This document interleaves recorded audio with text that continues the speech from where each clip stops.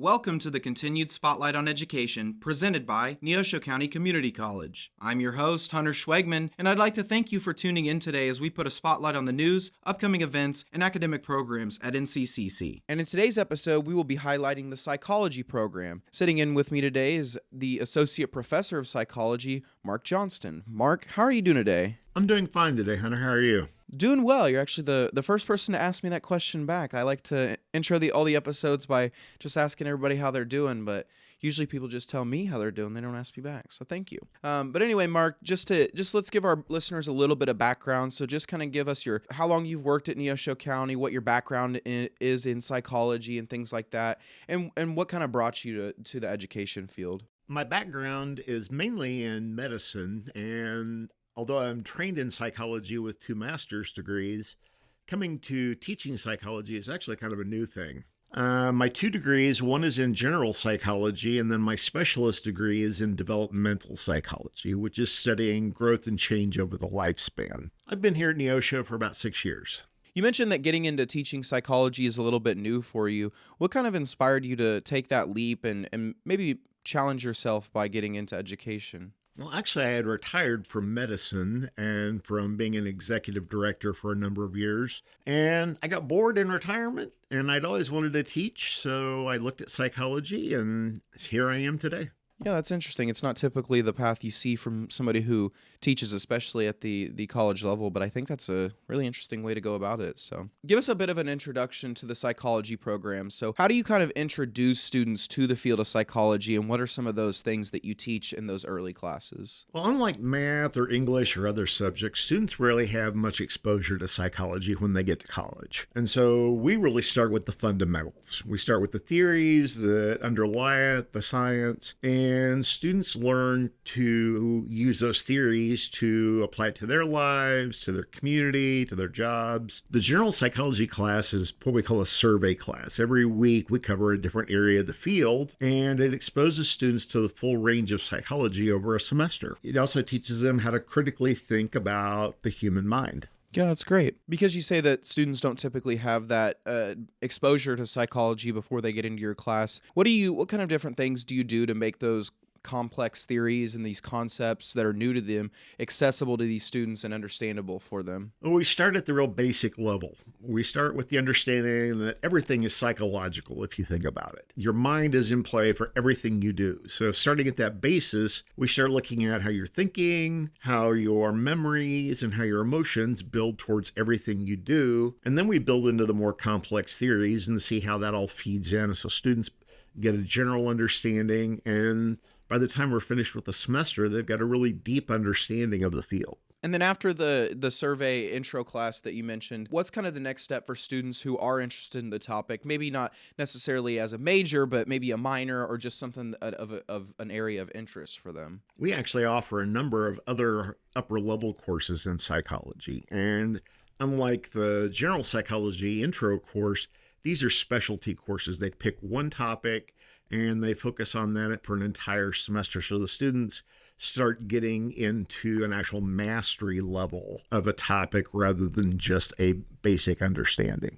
Looking for a new career field? Become a certified dietary manager at Neosho County Community College. This 16-credit-hour online program prepares students to work in the food service industry. Dietary manager students at NCCC are prepared with the knowledge of nutrition principles, sanitation and food safety standards, personnel management and effective communication, as well as basic business operations. Visit neosho.edu/dietary manager to learn more and to enroll at Neosho County Community College today. You're giving them this understanding and giving them this wide breadth of knowledge in your intro course and your other upper level courses, but then how do you turn and help these students apply those principles into real world settings or to their own personal life? The goal is to get them to understand their mind is a part of everything. And once they grasp that concept, you see the light bulb come on, and all of a sudden it's like, yes, I'm thinking about everything I do. Things as simple as what clothes did I pick this morning to what career am I going into? How am I going to play my sport? All those things have a real strong psychological component. In every lesson, we not only talk about a theory or about a topic, but also how do you take this and actually apply that to your life? And so it really is both the theory and the practice in every lesson. Sounds like those two things kind of just go hand in hand with each other in psychology. From my opinion, they certainly should. I don't want people to sit there and go, okay, there's another one of those things they taught me in class and I'm never going to use it again. I want the students to go through our classes to get a full sense of what do you do with psychology? And it is something everyone should have some grasp of. Because I think this is such an important topic in today's world, especially for the younger generations that are being introduced to new challenges in their life. How does taking these classes, or how does this program help students understand and address those challenges like stress or anxiety or the variety of social issues that crop up? That's a really good question, and it is something that the field really addresses directly. Of the three areas, stress is probably the one we spend the most time on across all our courses. Interestingly, people think of stress usually negatively, but we need a little stress in our lives to feel motivation. And so understanding we don't want to eliminate stress, but to control it is a really big part. And we spend a part of every class I teach dealing with stress, learning to manage it. And so not only do we learn about stress, what causes our stress, and that's individual to each person. What stresses you might make me excited and vice versa. So we have to understand, look at your own life, look at that. But the stress management techniques are more universal, and they can be as simple as some breathing exercises you can do in the moment to full-on meditation for full relaxation. Anxiety builds right into that. Anxiety and stress really go hand in hand for a lot of people, but they are different. And so we need to understand what makes you anxious may stress you, or it may just get you nervous. And so we play that out. We build anti-anxiety techniques in. Social problems, a lot of that follows along with those two and other problems. Then we get into mental health issues. We cover that over 2 weeks. That's our biggest area. Students really get an appreciation that there's a lot of biology that underlies mental health. It's not just, oh, gee, stop thinking that way. There's actual biological reasons for a lot of mental health. I think for myself personally, I think I get the basic grasp of what psychology is, but I'm not really sure how I could apply that in a career. So what are some of the common career paths or maybe jobs that students of psychology would end up in after completing the program? I think this is always a fun topic because everyone's general understanding is you become a counselor or a therapist. That's just barely scratching the top of the field. If you think about my earlier statement that psychology is a part of everything, psychologists play roles in every part of the business world, the nonprofit world. And so psychology covers anything. We've got obviously the therapists, which make up only about 30% of the field. Human resources is a big area for psychologists. The military, law, family court, all those are parts of things like that. For me personally, I had degrees in psychology most of my life, but I applied them to my business because learning to understand people is a great way to apply this. So psychology can be used in anything. Looking to take the next step in your education or career? Spring enrollment is now open at Neosho County Community College. Whether you're starting fresh or looking to transfer credits, we've got flexible options designed to fit your busy life.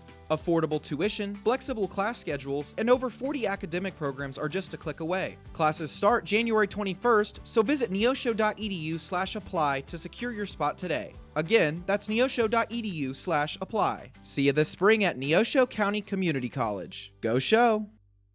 Yeah, one of the most interesting jobs I have ever heard of in psychology is the sport psychologists that work with those professional teams to kind of calm them down in those clutch moments. I mean, other than that, are there any kind of like unique ones that you know of similar to that? Well, just to touch on sports psychology, that's a whole different field, and it's something called positive psychology. Rather than focusing on your detriments and things like that, we're looking to take a high-performing athlete and push them to their upper limit. And so sports psychologists get to do some of the coolest, I think, work. I've got a friend who's a sports psychologist. He's retired now. He has taken pro athletes. He was a sports psychologist for the Rams when they were in St. Louis. Some of the things he talked about were just hilarious. What would hang somebody up? One of the best was he had a wide receiver that had dropped 3 passes in a row. And the wide receiver came to him and said, I think I'm over. I think I've lost my edge. And they started talking about it. And lo and behold, it wasn't anything about the sport that was bothering them. His mom was sick. And he had that in the back of his mind, but he didn't think about it when he's playing. He got him to see subconsciously, you're not in the game.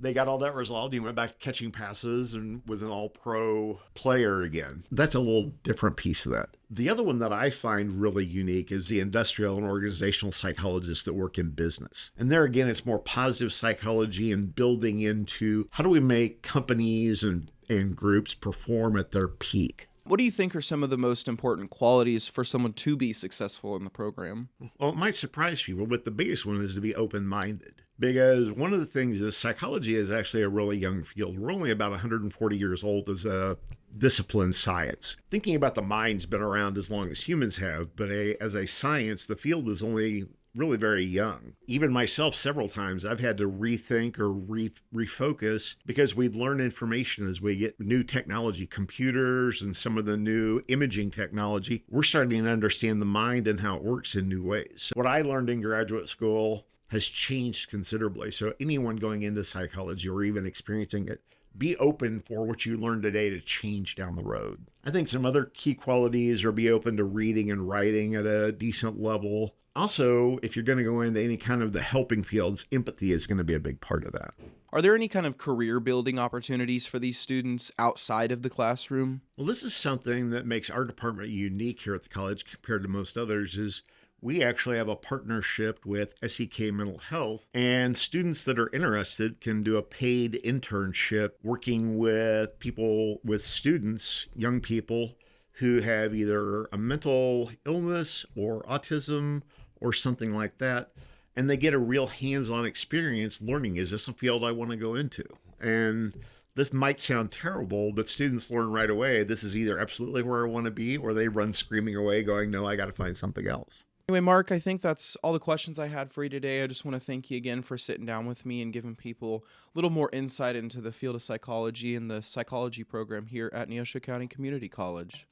For more information on the psychology program, visit neosho.edu/psychology. That concludes this week's episode of the Continued Spotlight on Education presented by Neosho County Community College. My name is Huntyr Schwegman, and I'd like to thank you all again for tuning in today. Don't forget to come back next week as we highlight another amazing aspect of Neosho County Community College, and visit neosho.edu for more information and to enroll at NCCC. Go Show!